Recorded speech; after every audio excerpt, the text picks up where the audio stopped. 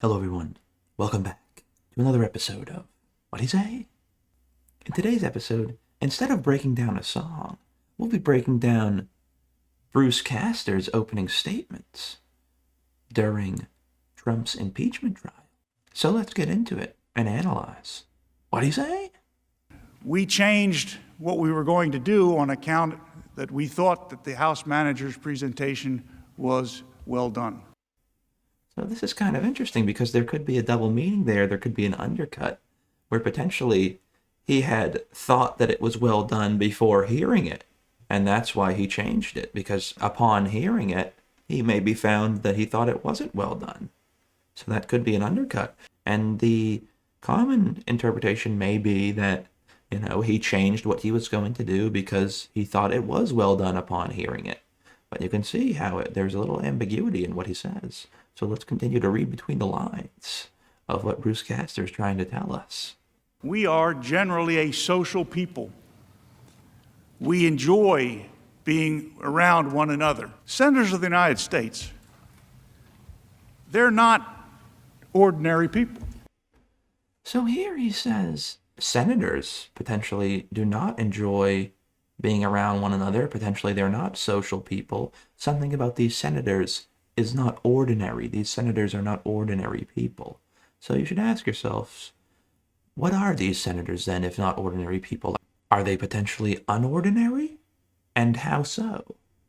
Could they be mole people, potentially, living in the sewers? Are they some types of folks who collect vintage stamps or other sorts of memorabilia? Or potentially maybe something even more strange? Could they be extraterrestrial? Are they from Mars? Potentially, are they lizard people? What are they? We just know that they're not ordinary. So who are they and what are they? If they are not ordinary, and they must be unordinary. And if they are unordinary, how unordinary are they? Are they living in the sewers? Are they lizard people living among us? Who knows? I worked in this building 40 years ago. I got lost then, and I still do. This is an interesting one because he's saying there that he worked in this building that he's currently in 40 years prior, potentially as an intern or maybe as some junior associate. And presumably he's had a career where he's risen up through the ranks, and now he's back after 40 years. But the thing is, when he worked in that building 40 years ago, he could not find his way. And now he still cannot find his way after 40 years. So that leads us to believe that potentially he has some sort of memory problem where he's struggling to understand the layout of his surroundings, or this building that he's in could be a maze, some sort of labyrinth where he's unable to find his way no matter how long he tries. But 40 years is not very long, so potentially he hasn't explored that much yet in this labyrinth. I represent the great state of fill in the blank.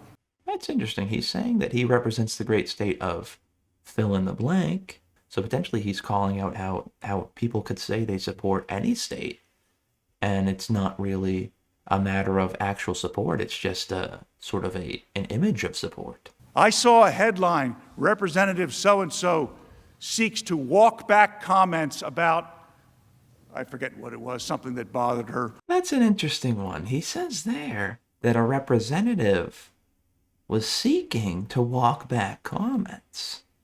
So this could be an undercut at the current system in how these representatives, when they say something that they believe in, the next moment or later on down the line, they are trying to walk back those beliefs. And we'd think that these representatives would hold strong to those beliefs, as we'd like to believe our politicians are unwavering and cannot be swayed.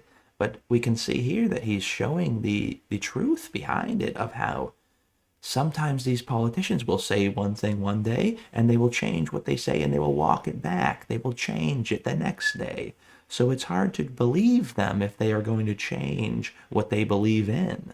How can we believe someone who has no beliefs? Nebraska, you're going to hear, is quite a judicial thinking place. This is very interesting because he's saying how Nebraska is quite a judicial thinking place, or how they are judicious in their thinking, or they are doing good, they are doing their job, bringing justice, they are being judicious, they are making the right decisions, right? But on the other hand, this could be an undercut at the other states, because if Nebraska is so good at doing their job, that implies that some other states are not doing their job well, or they are not being judicial. If the individual state legislatures didn't adopt the Constitution, we would not have it.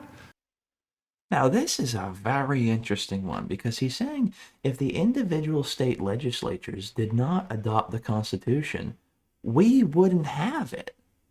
So there you have it. We've heard from Bruce Castor, and he's given us some insights, and he's allowed us to see that maybe these individuals are not having our best interests in mind.